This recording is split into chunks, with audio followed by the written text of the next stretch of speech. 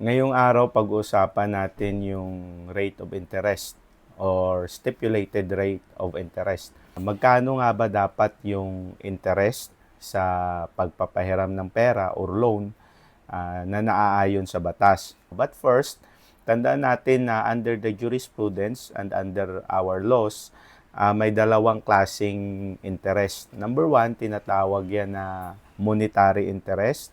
Second is the compensatory interest. Ano yung pagkakaiba ng dalawa? Pag sinabi nating monetary interest, yan yung compensation or yung bayad for the use of money, or ang tawag yan for the forbearance of money. So, for example, nagpahiram ako ng 10,000, sabihin ko na interesan mo yan ng 10% per month.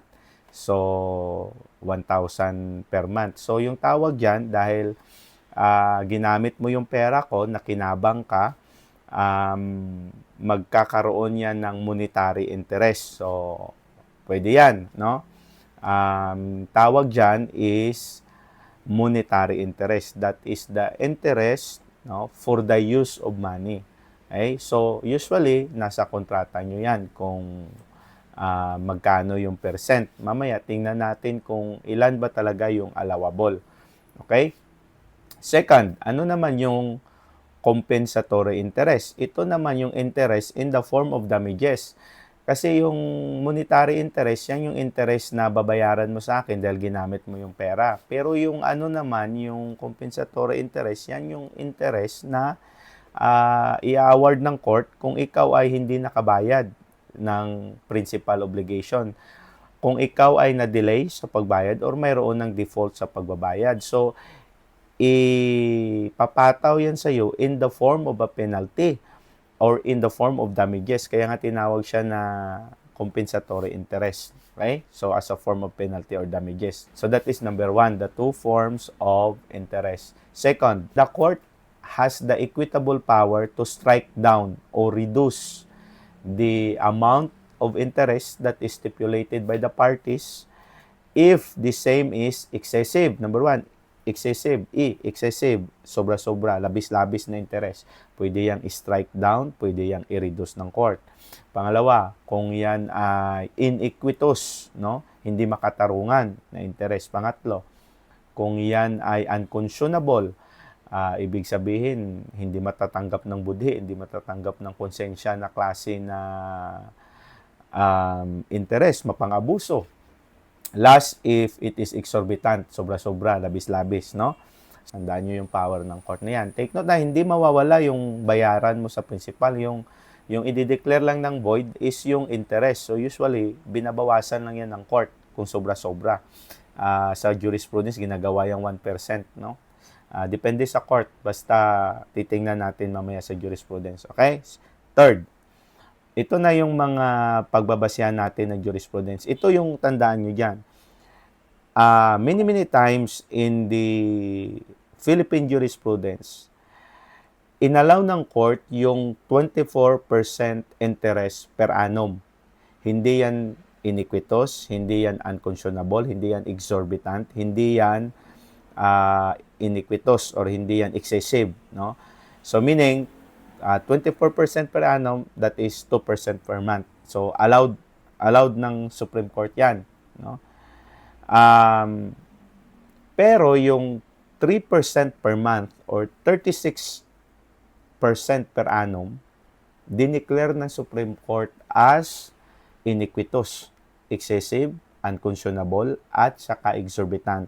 Okay? So, bibigyan ko kayo ng jurisprudence. Sa kaso ng na may GR number na 243891, promulgated on 2021. Sabi ng Supreme Court, it is unconscionable, it is excessive yung 3% per annum, per month na interest or 36% per annum. Kasi dito, kung hindi ako nagkakamali, yung 3 million na principal amount, 3,219,000, dahil sa interest, naging yung babayaran niya na interest, nag-jack up siya ng almost more than 2 million. So, yung babayaran niya lahat, naging 5,500,000 more or less.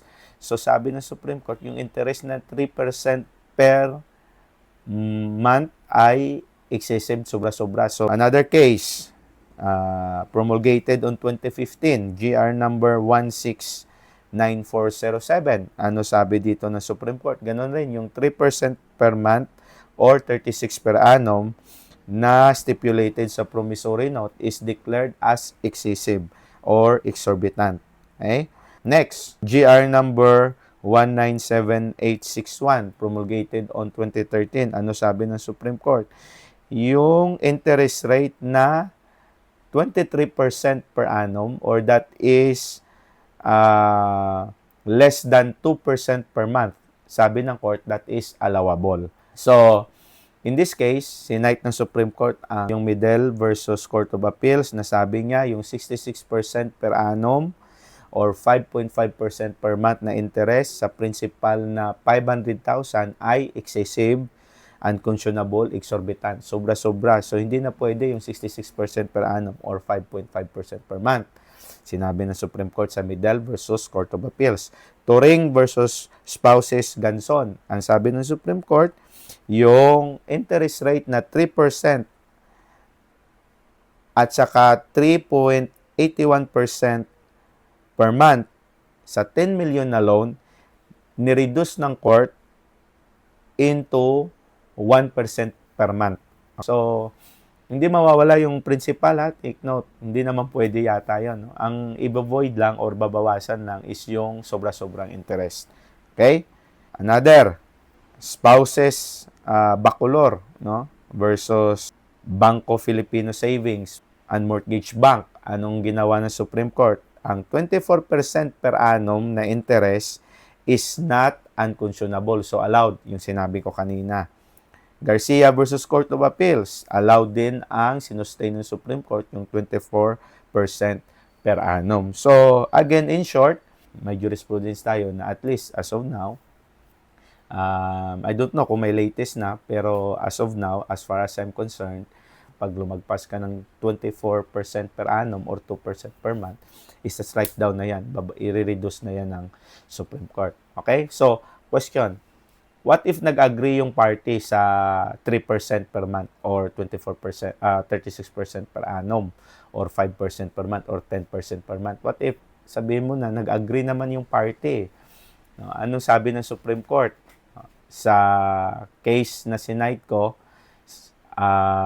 sabi ng Supreme Court, kahit na nag-agree pa yung parties, walang batas or principle of equity na sumusuporta sa view na i-allow yung sobra-sobrang interest. In fact, sabi ng Supreme Court, yung ganyang reasoning is immoral and unjust kung i-allow ng Supreme Court yan. So, which I agree, no? So, I hope nakatulong yung ganitong subject.